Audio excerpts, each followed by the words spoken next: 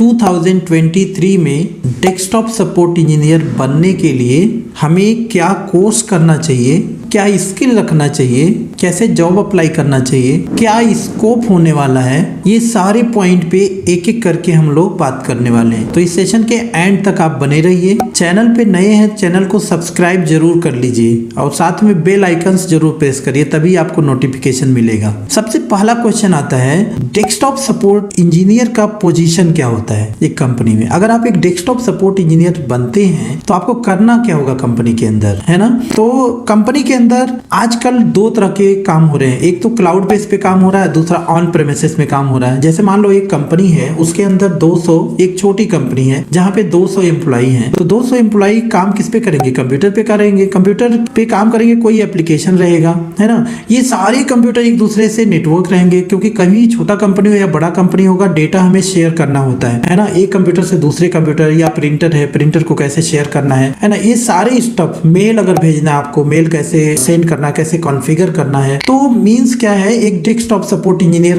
क्या करेगा, ये सारे कंप्यूटर की देखभाल करेगा, कंप्यूटर के हार्डवेयर, सॉफ्टवेयर एंड एप्लीकेशन तीनों पे काम करेगा, साथ में नेटवर्किंग। तो उनका ये काम करना रहता है। बड़े लेवल की अगर कंपनी होती है जहाँ पे कई सारी टीम होती है, वहां भी डेस्कटॉप सपोर्ट, वहाँ सर्वर एडमिनिस्ट्रेटर होते हैं, नेटवर्क एडमिनिस्ट्रेटर होते हैं, डेस्कटॉप सपोर्ट इंजीनियर वहाँ पे ऑपरेटिंग सिस्टम स्पेशली उनके लिए उनका काम होता है। बट एक छोटी कंपनी में अगर आप काम करें तो आप मल्टीपर्पज के लिए रहते हो, यही चीज होता है और बेटर होता है ये। आई थिंक अगर आप एक छोटी कंपनी से अपना करियर बिल्डअप करोगे ना, तो आप ज़्यादा एक्सपर्ट हो पाओगे, क्योंकि वहाँ पे ढेर सारी चीज़ें आपको करनी रहेगी, आपको ऑलराउंडर बनना रहेगा, ठीक है। सर्वर भी अगर है तो सर्वर को भी आपको कहीं ना कहीं उसका एटलीस्ट लॉग इन प्रोमिसेस आपको मालूम होना चाहिए। तो आई होप आपको ये समझ में आया होगा। पहला पॉइंट क्या है कि पोजीशन क्या हमारा होने वाला है, डेस्कटॉप सपोर्ट इंजीनियर के लिए जॉब रोल क्या होती है, क्या काम करना होता है। तो उनको हार्डवेयर से रिलेटेड काम करना होता है, नेटवर्क से रिलेटेड काम करना रहता है, मेल रिलेटेड काम करना रहेगा,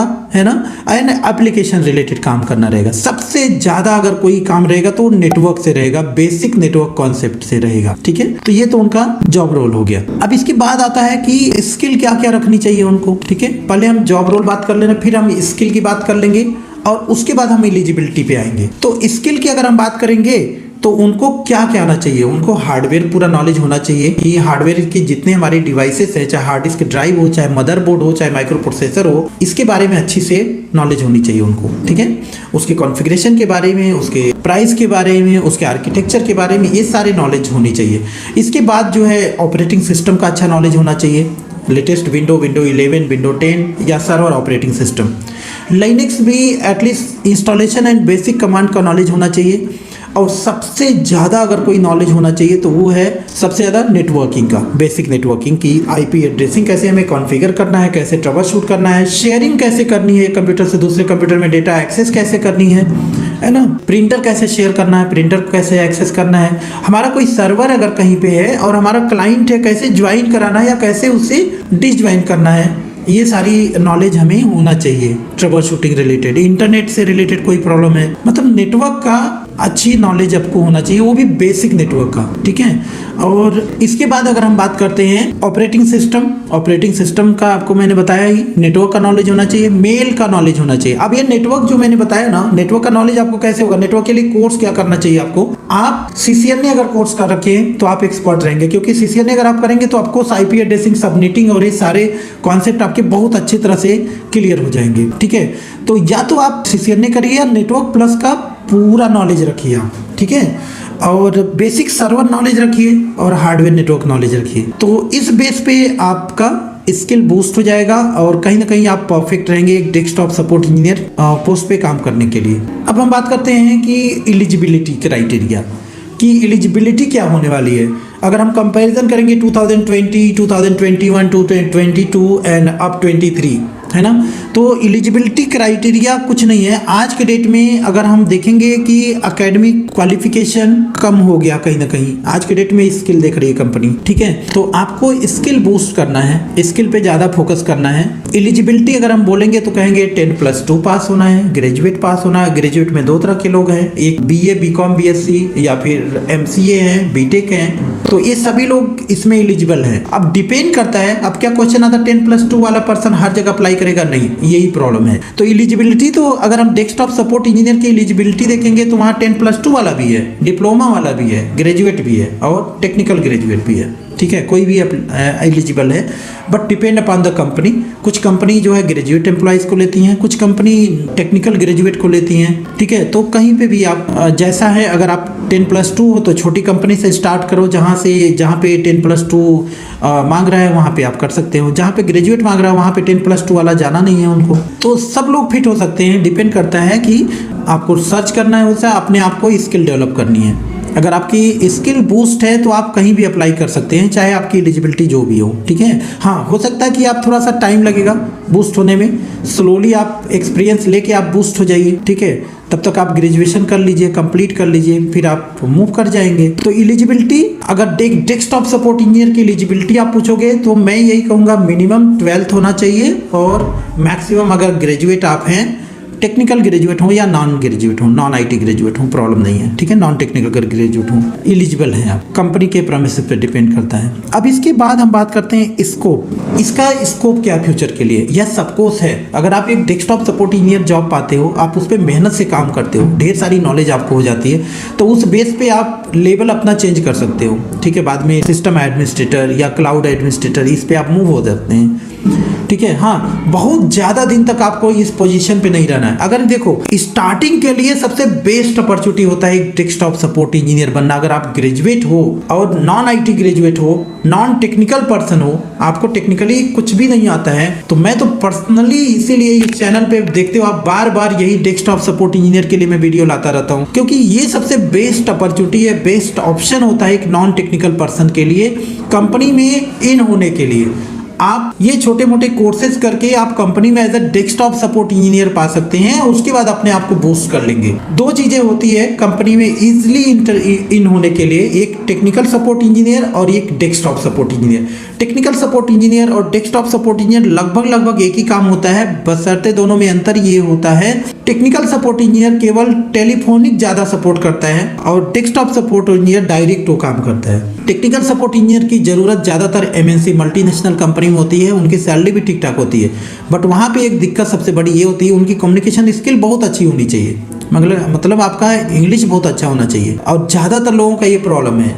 मेरे पास बहुत सारे कॉल आने लगे हैं, आपके मैसेजेस आते हैं, तो मैं देखता हूँ कहीं ना कहीं मैं उससे एक्सपीरियंस ले रहा हूँ आप लोगों से, और ये समझ में आ रहा है हमें किस लेवल के हैं इस समय जॉब सीकर लोग। तो आप लोगों से एक रिक्वेस्ट है, मैं आपका लेवल जो भी हो, आप कम्युनिकेशन पे जरूर फोकस करिए, वो जरूरी है। ठीक है, और उसके बाद जो है ये टेक्नोलॉजी अभी सीसीएनए अगर आप कर ले रहे हो तो बेस्ट रहेगा नेटवर्किंग डेस्कटॉप सपोर्ट, क्योंकि सीसीएनए करोगे तो उसमें आपको सारी नॉलेज हो जाएगी। और आज का जो लेटेस्ट सीसीएनए कोर्स है उसमें अलग से सिक्योरिटी करने की आवश्यकता नहीं है, security, data centre and routing switching सब कुछ इंप्लीमेंट है। ठीक है, तो ये कर लीजिए। अभी क्वेश्चन आता कहाँ से करना चाहिए। आज के डेट में ऑनलाइन यूट्यूब पे फ्री बहुत सारी कोर्सेस अवेलेबल, आप देख सकते हैं। आप चूज करो अच्छा चैनल, हमारे चैनल पे देख सकते हो, आपको सीसीएनए कोर्स में चला रहा हूँ, सिस्टम एडमिनिस्ट्रेटर का पूरा ट्यूटोरियल जिसमें विंडोज सर्वर आप सीख सकते हैं, लिनक्स का है, आपको सीखना है। अगर आपको समझ में नहीं आता तो आप मैसेज कर सकते हो हमें। इंस्टाग्राम पे आप जरूर फॉलो कर लीजिए हमें, आप व्हाट्सएप के बजाय इंस्टाग्राम में आप चैट किया करिए तो ज़्यादा बेटर रहेगा। ठीक है, तो ये सारी चीज़ें हैं। और अगर आप इनिशिएट करते हो अपना करियर एक डेस्कटॉप सपोर्ट इंजीनियर के लिए, सबसे बेस्ट अपॉर्चुनिटी रहती है। ठीक है, अगर आप बीटेक है, बीई है या एमसीए है, तो यह सबको आप सोच सकते हो कि डायरेक्ट आप एज अ सिस्टम एडमिनिस्ट्रेटर या क्लाउड एडमिनिस्ट्रेटर आप जा सकते हो। लेकिन अगर नहीं हो पा रहा है वहाँ पे, तो आप भी स्टार्ट कर सकते हो as a desktop support engineer. अगर आप ग्रेजुएशन कर रहे हो तो आपके लिए सबसे बेस्ट अपॉर्चुनिटी है, आप जब ग्रेजुएशन कर रहे होंगे उसी समय आप सारे कोर्सेस और सारे स्किल को बूस्ट कर लो। ग्रेजुएट हो जा रहे हो तो आप तुरंत जॉब के लिए अप्लाई कर दो, वेस्ट टाइम मत करो। ठीक है, तो आई होप आपको ये समझ में आया होगा। हम सैलरी की बात नहीं करते हमेशा, अगर ये लास्ट इसमें पॉइंट ये भी होता है कि ये कोर्स करने के बाद सैलरी कहाँ कितना मिलेगा हमें, तो सैलरी की बात हम नहीं करते हैं। सीधी सी बात है, आईटी इंडस्ट्री में एक प्राइवेट इंडस्ट्री है, चाहे डोमेस्टिक हो चाहे मल्टीनेशनल हो, इसमें लिमिट नहीं है, फिक्स नहीं है। गवर्नमेंट जॉब में आपका सैलरी फिक्स होता है, प्राइवेट में फिक्स नहीं रहता है। अगर आप हार्ड वर्क करोगे ढेर सारे पैसे कमाओगे, और हार्ड वर्क नहीं करोगे तो आप भूखे मर सकते हो, सीधी बात है। अगर आपके पास स्किल नहीं रहेगा, आप मेहनत नहीं करोगे तो आपको कोई पैसे देने वाला नहीं है, ठीक है। आप इम्प्रूव नहीं कर सकते हो। तो सीधी सी बात है, आप अपने स्किल को बूस्ट करो और आपके पास स्किल रहेगा तो जॉब आपके पीछे आएगा, पैसे आपके पीछे आएगा, सब कुछ आपके पीछे आएगा, आपको कोई प्रॉब्लम नहीं होने वाली। क्वेश्चन आता है जॉब कैसे अप्लाई करें, लास्ट पॉइंट ये भी हम बता देते हैं आपको। पहले तो आप जब भी आप जॉब अप्लाई करो किसी भी कंपनी में, आप रेफरेंस सर्च करो, आपके कोई फ्रेंड सर्कल है, ऑनलाइन बहुत सारे साइट हैं, है ना, naukri.com है, लिंक्डइन है, बहुत सारे ऐसे हैं। लिंक्डइन में अपना प्रोफाइल बनाओ अच्छे से, naukri.com में बनाओ, ढेर सारे ऐसे प्रोफाइल हैं, ऑनलाइन साइट है। हाँ, ऑनलाइन में बच के भी रहना, बहुत सारे फ्रॉड होता है। जहाँ पे कोई पैसे मांग रहा है तो वहाँ पे पैसे आपको नहीं देना, बिल्कुल नहीं, वो जान लो फ्रॉड है, ठीक है। तो बहुत सारे साइट्स है, रेफरेंस है, और ऐसे ट्राई करो। गूगल में जाओ, direct desktop support engineer in the particular location, आप देखोगे वहाँ पे ढेर सारी रिक्वायरमेंट आएगी, ठीक है। आप वहाँ पे अप्लाई करना है। और सबसे मेन पॉइंट क्या होता है, जब आप अप्लाई जॉब के लिए करो तो वहाँ पे आप अपना प्रोफाइल जरूर मैच करो कि जो रिक्वायरमेंट है जिस कंपनी में, वो आपके प्रोफाइल से मैच हो रहा है कि नहीं हो रहा है। यही सबसे मेन पॉइंट होता है और यही इसी में सब लोग गलत करते हो। ज्यादातर कोई रेफर कर दिया कि यहाँ पे ओपनिंग है, आप डायरेक्ट ट्राई कर देते हो, ठीक है। आप मैच नहीं करते हो प्रोफाइल को कि ये इसके एलिजिबल हम हैं या नहीं है, ठीक है। तो इस चीज को आप ध्यान में रखेंगे और होपलेस नहीं होना है। आप एक अटेम्प्ट कर रहे हो, 2 अटेम्प्ट कर रहे हो, कोई यूपीएससी की परीक्षा तो नहीं दे रहे कि एक अटेम्प्ट दिए तो फिर अब नेक्स्ट ईयर 1 साल गया, ऐसा कुछ नहीं है। आप तो आज इंटरव्यू अटेंड कर रहे हो, कल दूसरी कंपनी में अटेंड करो, डेली करो, कोई प्रॉब्लम नहीं है, ठीक है ना। तो अटेम्प्ट से मत डरिए, आप घबराइए। जितने अटेम्प्ट करोगे आपका एक्सपीरियंस वो आपके स्किल में एलिजिबल हो जाएगा, स्किल में कन्वर्ट हो जाएगा वो, ठीक है। तो बस इस ट्यूटोरियल के माध्यम से ये बताना था हमें कि 2023 और 2022 में बहुत कुछ ज़्यादा चेंजेस नहीं होने वाला है। जॉब करने वाले, कराने वाले, ये सब वही होने हैं। हाँ, 2023 थोड़ा सा टफ भी हो सकता है और थोड़ा ईजी भी हो सकता है, दोनों केस में, क्योंकि 2023 में ढेर सारी न्यू कंपनी बिल्डअप हो चुकी होंगी, बहुत सारे एम्प्लॉय जो अपना जॉब खो चुके होंगे, ऐसा भी है। तो एम्प्लॉय एक जान लो, ये बिगिनर्स के लिए नहीं प्रॉब्लम है। ये जो एक्सपीरियंस है, जिनकी सैलरी ढेर सारा है, ज़्यादा सैलरी पा रहे हैं, ऐसी कंपनी जैसे विप्रो हो गए, इन्फोसिस हो गई, हनीवेल हो गए, ऐसे कंपनी क्या किए हैं, रिमूव किए अपने एम्प्लॉइज़ को। लेकिन बिगिनर्स के लिए कोई टेंशन नहीं है, ठीक है। तो आप अपना करियर बूस्ट कर सकते हो और आने वाले टाइम में सब सही हो जाएगा, क्योंकि स्मार्ट इंडिया, न्यू इंडिया और उसके तहत डिजिटल इंडिया, बहुत सारी नई बिल्डअप हुई है कंपनी, तो ढेर सारी अपॉर्चुनिटी होने वाली है। तो देर मत करिए और डेस्कटॉप सपोर्ट इंजीनियर के लिए पूरी तरह से अपने आप को तैयार हो जाइए और जॉब अटेंड करिए, आपको जॉब मिलेगा। Thank you so much.